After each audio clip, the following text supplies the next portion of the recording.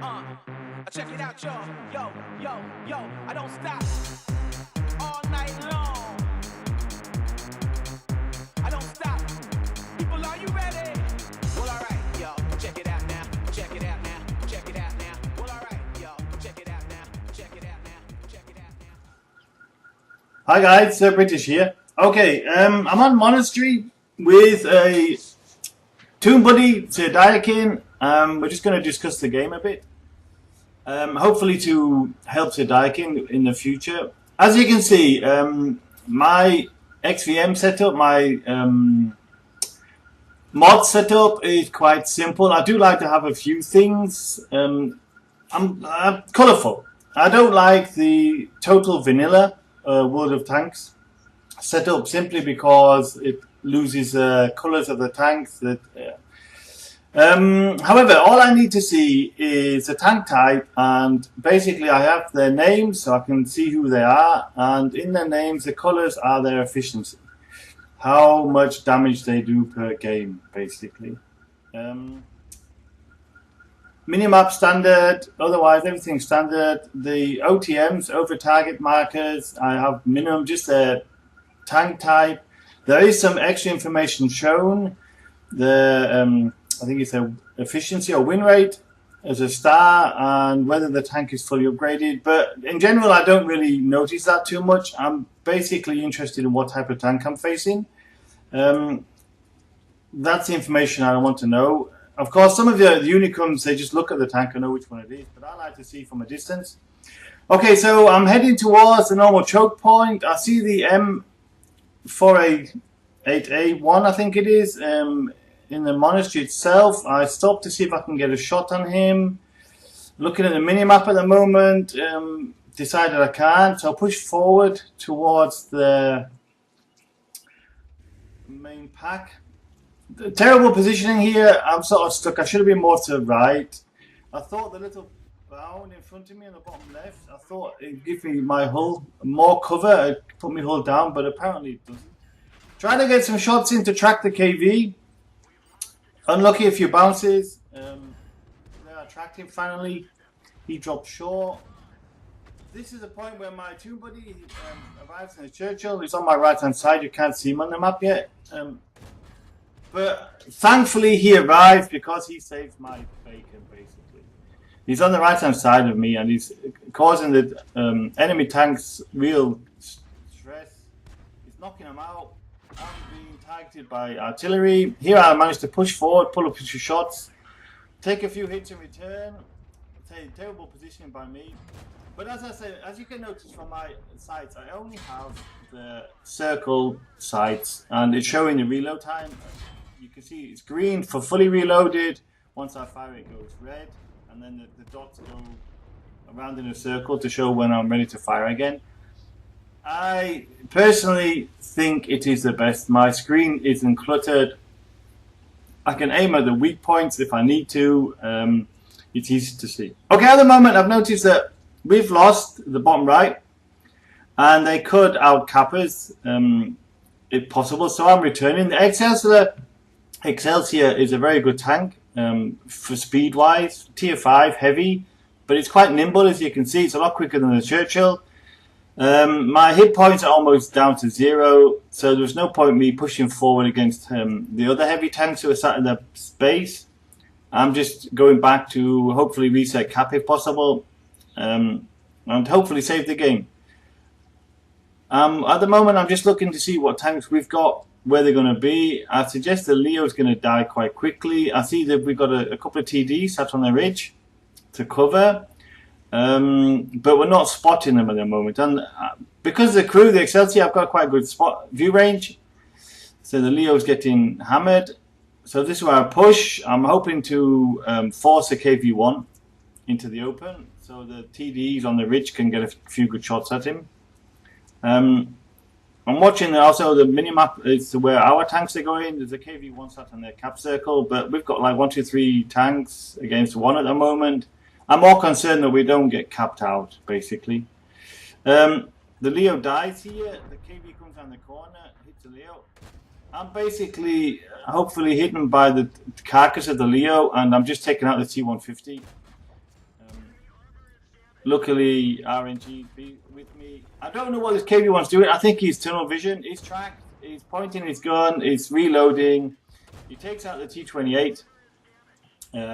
Maybe he should have aimed at me. Gone back first. I don't know. But he was like, he took the shot there and killed the T28, which left him perfectly open for me to just knock him out.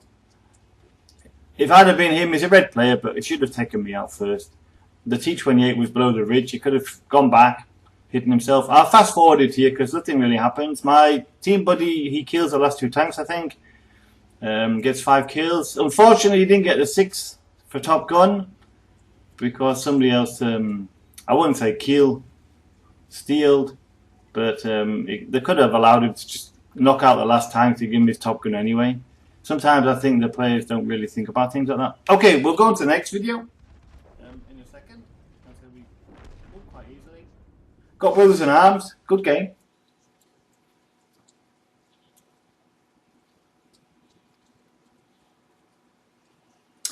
Okay, here we are on Mannerheim.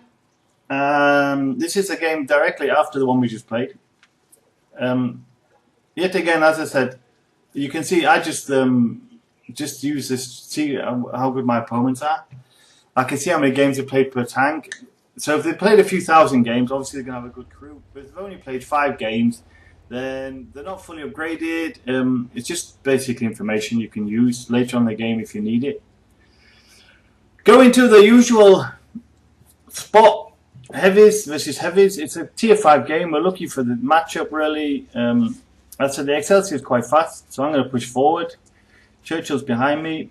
But as my Sir Direkin, like you can see from my side, it's basically nothing in the way. I can really aim and find my shots because on his side, he's got like a big, huge, like almost a submarine sight, you know, the periscope sights where there's loads of black lines and green lines.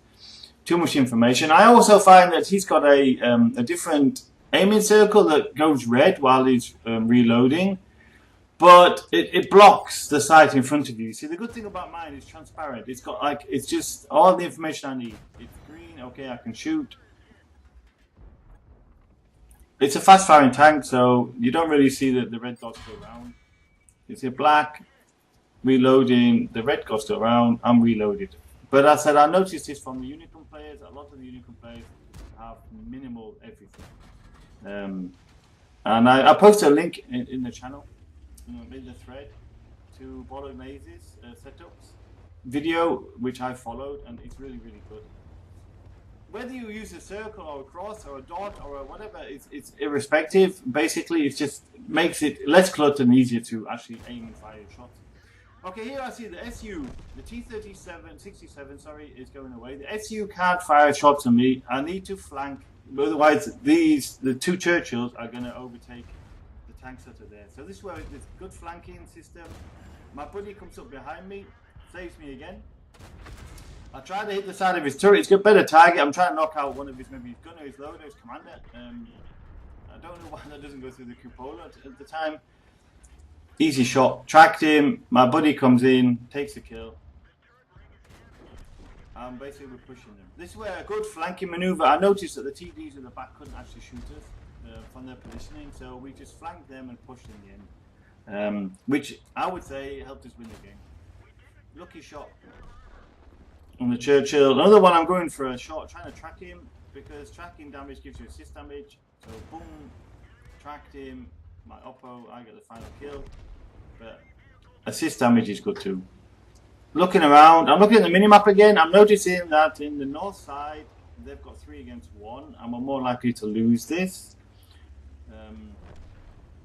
So I'm thinking about now whether to go back or not. I'm going to push up in a minute. This will decide, okay, it's looking like we're going to lose that corner. It's going to go back, otherwise we're going to cap it out again.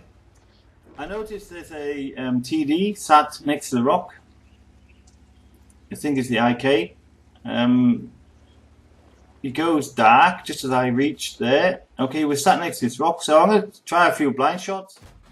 As you can see, RNG loves me. This is why I love it. Look how high the shots are going there, going way over the bush. I'm fully aimed in. And not one of them actually hits the bush I was aiming at. So, 1 up for RNG. But that's quite important to me. If you watch keep watching the video. Okay, we're 12-10 down. It's not looking good for us, to be honest. They've got 2 TDs and 3 MTs, and it's basically me, my Oppo, and the Leo. My Oppo's just knocked out of. It's going to knock out the SU in a second, but it's a bit exposed over there in the corner. Okay, I'm going to go back to check the cap point. I presume they're going to push forward and try and out-cap us. That would be the gameplay. I'm just stopped there because I'm writing something in chat. That's all I was waiting for. Don't push. I don't want to push forward. They need to come back. So I'm pushing forward to try and cover the cap. We've got a good view range. This should be just about enough. I don't want to go too far forward and take side shots. So I'm basically sat as close as I can to the cap without actually exposing myself too much. Thankfully, there's no artillery.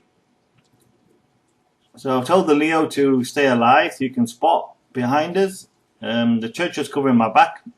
Okay, so here's the SDRV M42. This is where RNG loves me again. Okay, it's like if you look at the previous shots where I was blind firing into the bush, they all went horribly high and not one of them actually hit the bush. I'm lucky here. He sits right between these 2 rocks. Okay, another one high. Okay, but fully aimed. Look at the straight.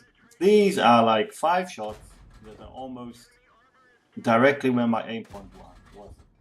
RNG sometimes really messes you up, and sometimes it loves you. Yeah? It's just one of those things about the game, I suppose. But I don't know. I don't know why I can't hit the bush from 250 meters. Okay, so now I'm thinking about where's the enemy going to turn up. We've seen the M4. He's almost dead, but it's only one. There's 2 other tanks that are unspotted at the moment. Then we see the the Chiri and the IK. So this way we can push forward. They're not going to go for cap, so we've got to push. Unfortunately, the Leo dies, but he did his job. He showed us their positions. My Oppo's next to me at the moment, is just behind me. So we're in a good position. 50% health. I need to push forward and try and spot. Unfortunately, the IK goes to dash for the TD corner, and that's a little bit of a mistake by him. He'd been better off sitting further back. I bounce off the M4 front, bad shot, but you know, you have to take these snapshots. I see the Chiri at the back, he's like able, get a couple of shots in him. Lucky bounce on the M4. Another shot on the Chiri, missed him. This is where me and my Oppo are working quite well together. I'm trying to get the Chiri cut down. Bounce on the M4 again. Still mind about the IK in the corner. He's just lit himself up again. So turn around. Luckily, I think he was tracked by my Oppo. So if he'd have stayed a bit longer, he might have done a bit more. So 2 against 2. We've got obviously the better DPM, I presume, and the better armor. My Oppo takes a hit. I was quite surprised he pushed himself out so far, but this is where it's like, okay, got a pair of balls in your pants. He's almost dead. I can take 1 hit, and luckily he missed me or he bounced, and the second was just going 2 against 1. Even though it was like a reasonable player, he didn't really have much chance. He's on less hit points than we are. Hoping to get my TG, top gun. I take the first shot. My Oppo takes the second one. It's a bit of a lucky, he gets a low roll and leaves him on a 4 or something, and I get the top gun. Good gameplay by us. Excellent, Churchill. Very 2 times.